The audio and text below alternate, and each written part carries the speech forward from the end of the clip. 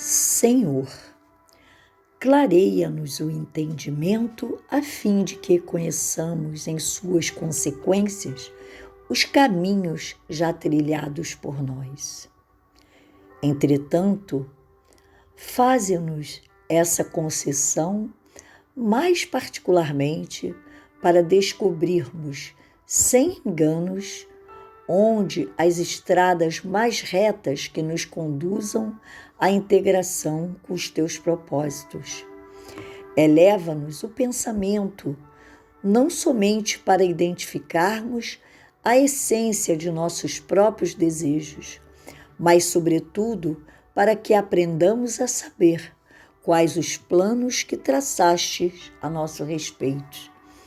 Ilumina-nos a memória, não só de modo a recordarmos com segurança as lições de ontem, e sim, mais especialmente, a fim de que nos detenhamos no dia de hoje, aproveitando-lhes as bênçãos de trabalho e renovação. Auxilia-nos a reconhecer as nossas disponibilidades. Inspira-nos, ensinando-nos a valorizar amigos que nos enviastes. Amplia-nos a visão para que vejamos em nossos entes queridos não apenas pessoas capazes de auxiliar-nos, fornecendo-nos apoio e companhia, mas, acima de tudo, na condição de criaturas que nos confiaste ao amor para que venhamos a encaminhá-los na direção do bem. Ensina-nos a encontrar a paz na luta construtiva, o repouso no trabalho edificante. Senhor, abençoa-nos, estende-nos as mãos compassivas em tua infinita bondade, para que possamos perceber em espírito na realidade das nossas tarefas e experiências de cada dia, hoje e sempre. Assim seja. Oração do livro Feita de Luz, de Francisco Cândido Xavier, pelo Espírito Emmanuel. Rogamos a Deus, nesse instante, as bênçãos, a proteção para a nossa querida Ana Campos, para que possa Deus envolvê-la no estudo da noite de hoje, envolver a todos os caravaneiros. Que assim seja. Graças a Deus. Olá, amigos. Gratidão pela oportunidade de mais um estudo. Vamos dar continuidade e hoje é o Livro dos Espíritos, capítulo 7, perguntas 375 a 378, da volta do espírito à vida corporal.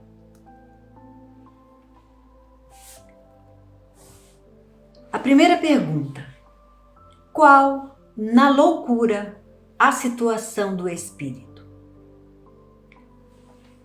Resposta: o espírito, quando em liberdade, recebe suas impressões e exerce sua ação diretamente sobre a matéria. Encarnado, porém, ele se encontra em condições muito diversas e na contingência de só o fazer com o auxílio de órgãos especiais. Altere-se uma parte ou conjunto de tais órgãos e eis que se lhe interrompem no que desses dependam a ação ou as impressões. Se perde os olhos, fica cego, se o ouvido torna-se surdo, etc. Imagine agora que seja o órgão que preside as manifestações da inteligência. Esse, o atacado ou modificado, parcial ou inteiramente. E é fácil compreender que só tendo o espírito a seus serviços órgãos incompletos ou alterados, uma perturbação resultará de que ele, por si mesmo e no seu fórum íntimo, tem perfeita consciência, mas cujo curso não lhe está nas mãos deter. 375A. Então, o desorganizado é sempre o corpo e não o espírito? Exatamente. Mas convém não perder de vista que, assim como o espírito atua sobre a matéria, também esta reage sobre ele dentro de certos limites. O que pode acontecer impressionar-se o espírito temporariamente com a alteração dos órgãos pelos quais se manifesta e recebe as impressões. Pode até acontecer que, com essa continuação, durando longo tempo a loucura e a repetição dos mesmos atos, acabe por exercer sobre o espírito uma influência de que ele não se libertará, senão depois de haver libertado-se de toda a impressão material. Biramês comenta essa pergunta e ele nos diz que o pensamento ele tem uma grande função no espírito, que é a de despertar nas entranhas da alma as qualidades espirituais em forma de talentos de luz. O pensamento, em seus fundamentos, ele vem de Deus com força divina, de modo que o ser humano, ou mesmo o espírito livre, plasme nele o que ele, espírito, é. Torna-se semente de forma que aquilo que nós aprendemos. Somos responsáveis pelo que semeamos. Biramês continua dizendo que a loucura é uma distorção da força mental em uma ou várias encarnações e que ela não tem o poder de desequilibrar o espírito, mas ela causa-lhe impressões, o condicionamento das ideias que o próprio espírito formula. E só que essas ideias, que são do próprio espírito, pertencem a ele não tem o poder de desarmonizar as fibras mais íntimas da alma. São sugestões que levam ao desequilíbrio alguns corpos que servem ao espírito como veste e forma assim aquele clima de perturbação onde vive a alma. Quando o espírito ele recebe o corpo, se traz alguma deficiência, ele sofre um empecilho de modo que as suas faculdades sejam reduzidas ou mesmo paralisadas, mas ele não perde os seus dons. A loucura é um estado patológico deficiente. O cérebro em decadência ele não pode dar ao espírito condições normais de expressar com serenidade a sua inteligência. O Livro dos Espíritos nos diz que, em muitos casos, o espírito livre mantém-se louco por causa da sequência de ideias desorganizadas que repetiu durante a existência toda. Esse condicionamento de pensamentos inferiores, da violência, criam esse ambiente no espírito, mas não violentam definitivamente a sua intimidade. O espírito ele pode reencarnar e dar continuidade à sua loucura, que nesses casos será puramente psicológica, visto que o cérebro físico ele mostra a deficiência. São muitos casos registrados pela própria ciência e em alguns livros espíritas. Em todas as manifestações dessas doenças, o desorganizado é sempre o corpo. Mas é bom a gente saber que o corpo ele tem certa influência na mente viva da alma, impressionando-a a ponto de mostrar enfermidades imaginárias. E fornece, a doutrina espírita, ela fornece meios de fácil cura, meios de limpeza dessas ideias fixas, essa sintonia profunda com o Criador delas. Nós sabemos que meios são esses: o passe, a água fluidificada, leituras elevadas e mesmo a conversação, né, de elevada postura espiritual são meios de tratamento de todas as enfermidades. A loucura é uma provação dolorosa. Ninguém foi criado louco. São consequências do caminho agitado que a alma toma na sua ignorância, menosprezando as leis de Deus. Sofremos por ignorar e sofremos mais por conhecermos o caminho da luz, mas escolhemos a trevas. E quando nos libertarmos, quando o espírito se libertar de todas as impressões materiais, de todas as paixões da terra, estará se aproximando da verdade e vai passar a vivê-la, aí tornar-se-á livre. Então, toda responsabilidade é nossa. E é disso que precisamos estar mais conscientes. A pergunta 376. Por que razão a loucura leva o homem algumas vezes ao suicídio? Resposta. O espírito sofre pelo constrangimento em que se acha e pela impossibilidade em que se vê de manifestar-se livremente, da onde o procurar na morte um meio de quebrar seus grilhões.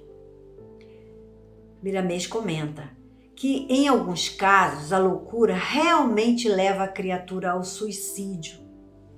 Mas é preciso ver os caminhos que ela usou no passado, Se ela usou as suas faculdades para o incentivo à loucura dos outros, certamente que as reações do que fez dos seus dons vai refletir em seu caminho, E aí vem vestir um corpo deficiente e muitas vezes acaba por tirar a sua própria vida física.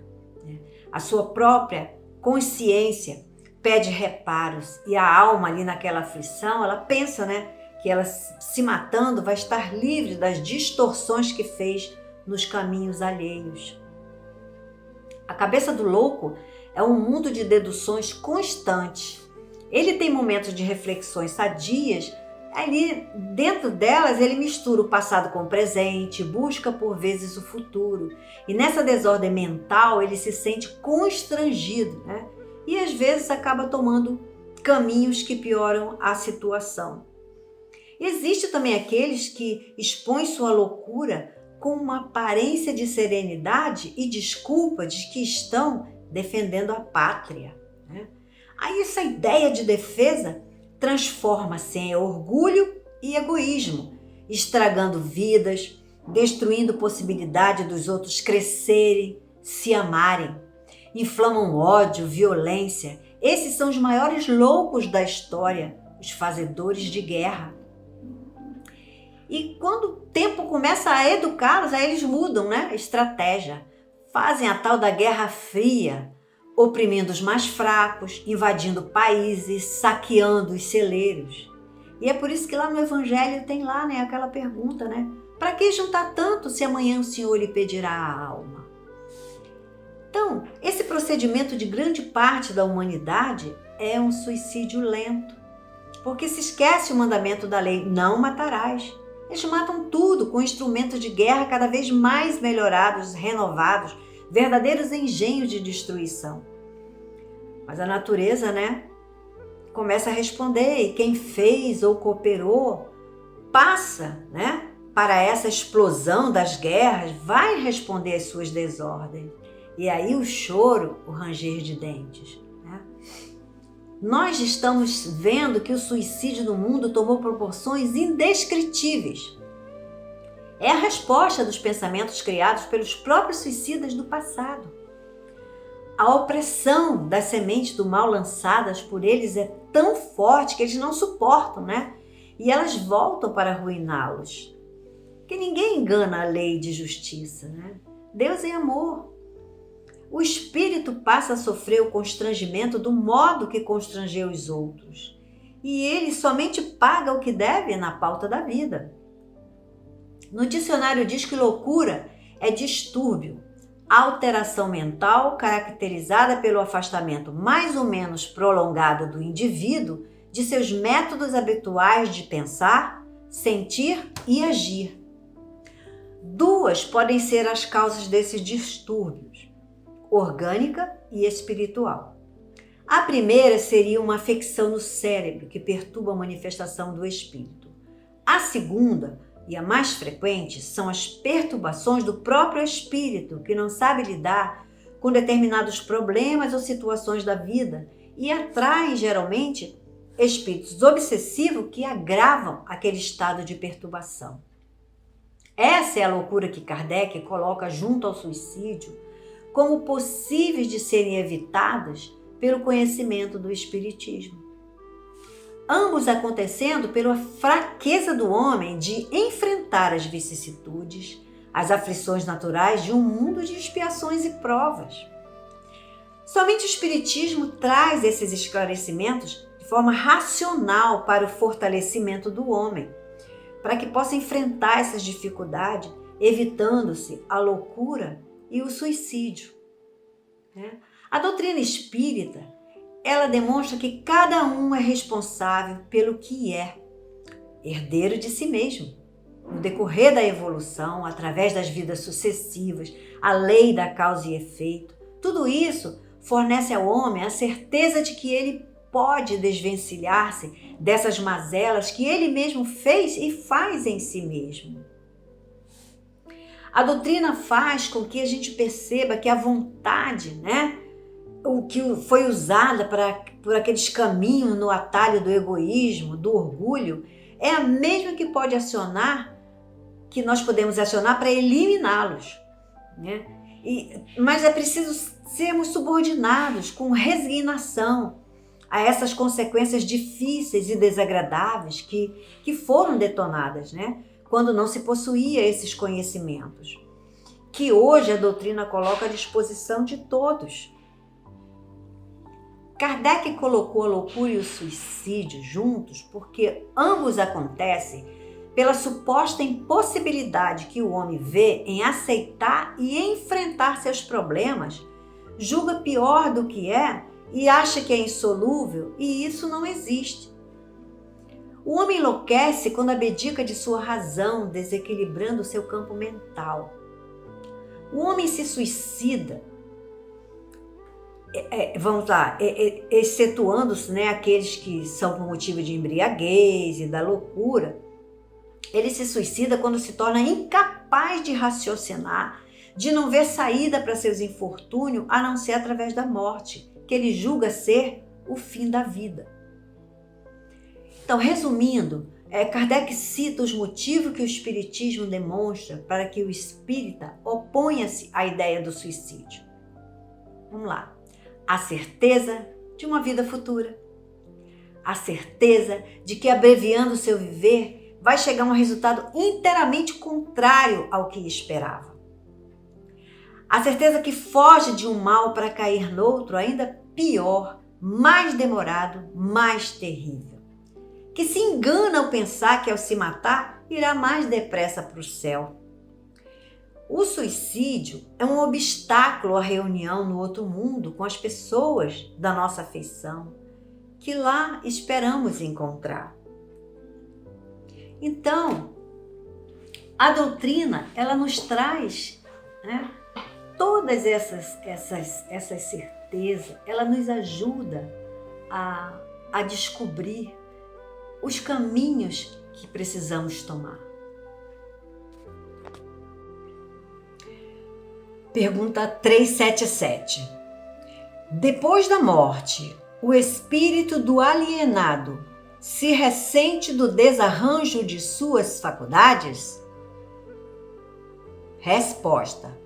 Pode ressentir-se durante algum tempo após a morte, até que se desligue completamente da matéria, como o homem que desperta se ressente por algum tempo da perturbação em que o lançara o sono.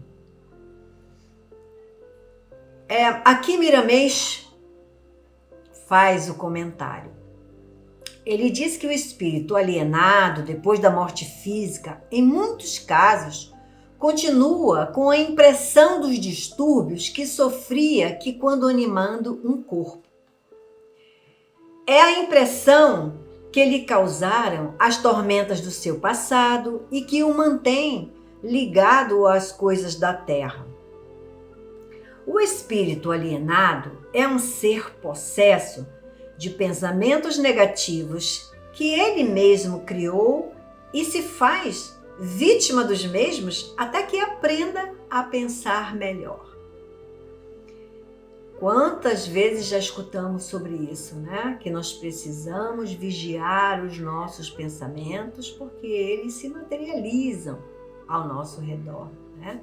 Nesse fluido. Ele continua dizendo que o espírito do alienado é um doente que carece de tratamento espiritual. E o espiritismo fornece o melhor medicamento para tais enfermidades, que proliferam no ambiente onde se foge à educação da alma. Olha aqui o que ele diz. Educação. O ser humano ele se preocupa com a educação material, mas ele não está muito preocupado com a sua educação espiritual. E olha, vejam só a importância de nos educarmos, né? Entremos nos festivais das virtudes e comecemos pela alegria pura. Deixemos que ela invada o nosso coração, irradiando-se para o coração dos outros, de modo que possa transmutar a fé e a esperança. A mente é força poderosa, disse o Cristo. Onde está o seu tesouro, aí está o seu coração. Mateus 6:21. Jesus já vem alertando há muito tempo, né? É porque todos nós sabemos da nossa sensibilidade. E a nossa alma, ela registra o que ela pensa, vê e sente. Quantas perturbações fantasmas nós conservamos? Umas nós assimilamos no ambiente em que vivemos. Outras nós ouvimos e outras mais nós vemos.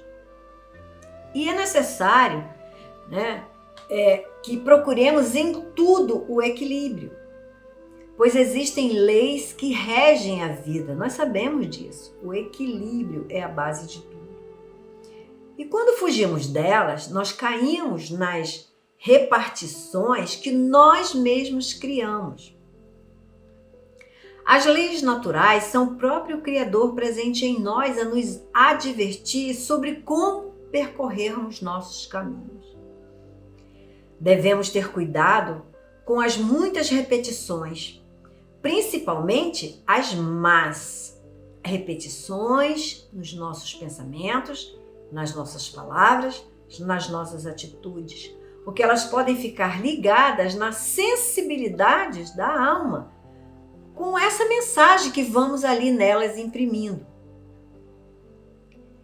Então, dentro dessas orientações que nós recebemos, o Evangelho de Jesus inteiro nos convoca para isso, para orar e vigiar, né? Nos instruirmos, né? Não nos deixarmos levar pela vida material, apesar de estarmos, né, com toda essa necessidade, porque nós vestimos um corpo material, precisamos da vida material, não é errado viver a vida material, mas nós precisamos estar alertas com aquilo que nós estamos imprimindo em nossa alma, né, nessa sensibilidade, porque o material, até o corpo, fica.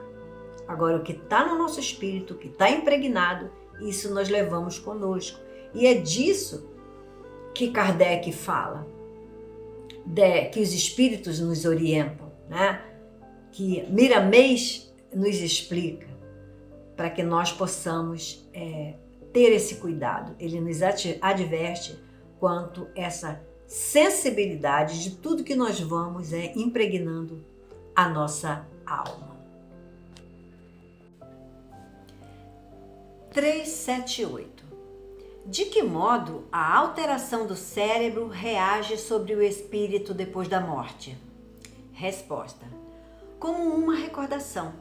Um peso oprime o espírito E como ele não teve a compreensão de tudo o que se passou durante a sua loucura, sempre se faz necessário um certo tempo. Por isso é que quanto mais durar a loucura no curso da vida terrena, tanto mais lhe durará a incerteza, o constrangimento depois da morte.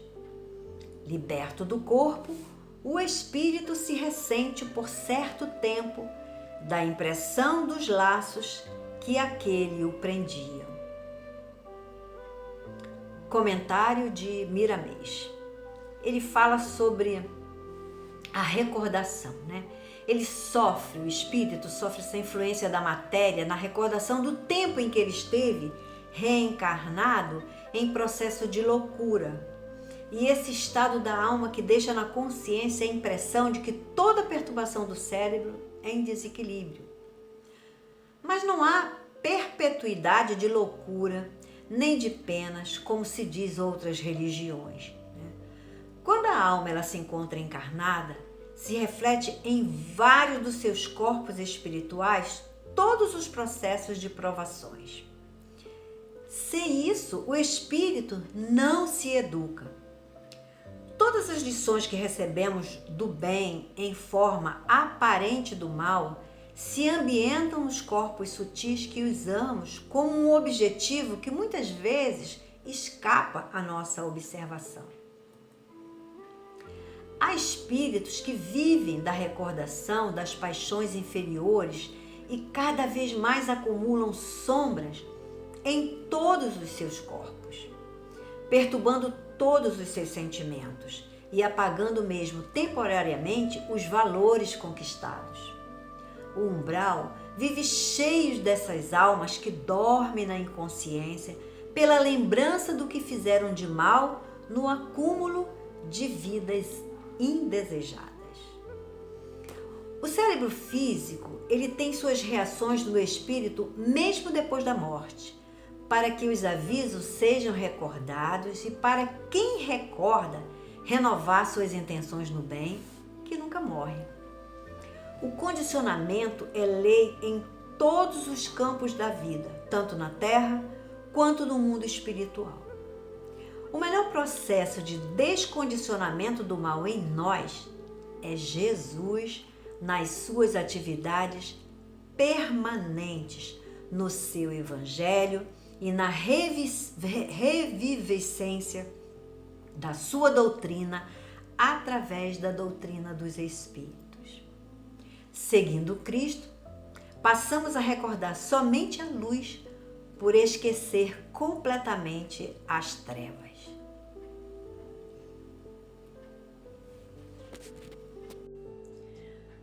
Vamos encerrar nossa reunião, vamos cerrar os nossos olhos com profundo agradecimento pela oportunidade que recebemos de mais uma vez nos reunirmos e juntos estudarmos e esclarecermos sobre as verdades espirituais trazidas por Kardec.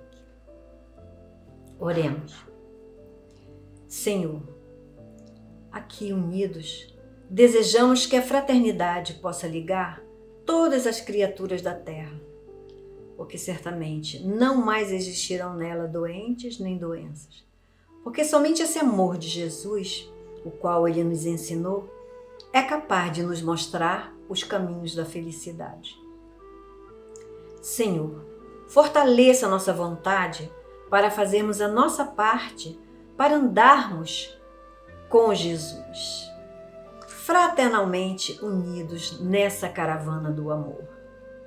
Sabemos que podemos fazer alguma coisa por nós mesmos em se falando do mundo espiritual, mesmo aqui na Terra, pois é pisando nela que sentimos todos os sentimentos, todos os obstáculos a vencer. É o chamado para as lutas que devemos travar de nós mesmos contra o nosso orgulho e o egoísmo, fantasmas monstruosos que nos cercam. Sabemos que o maior vencedor é aquele que a si mesmo vence. Essa é uma verdade.